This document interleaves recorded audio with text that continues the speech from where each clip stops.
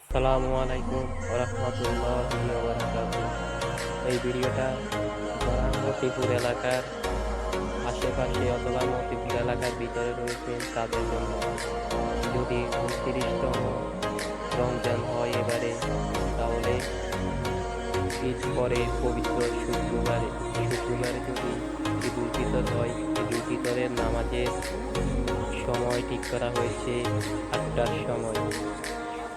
8টার সময় মতিপুর কেন্দ্রীয় জামে মসজিদে ঈদ উল ফিতরের নামাজ অনুষ্ঠিত হবে শুক্রবারে হলে।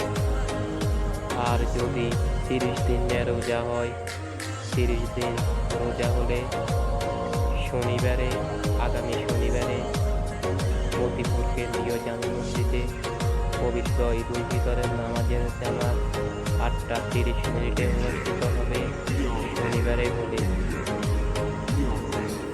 যারা যারা মতিপুর সোনাপুরের আশেপাশে রয়েছেন ভিডিওটা শেয়ার করে দিবেন এবং টিকটকে সকল ভাই ও বোনেদেরকে পবিত্র ঈদ উল ফিতরের শুভেচ্ছা ও স্বাগতম। ঈদ মোবারক, ঈদ মোবারক এবং ঈদ উল ফিতরের সালাম রইল। আসসালামু আলাইকুম ওয়া রাহমাতুল্লাহ।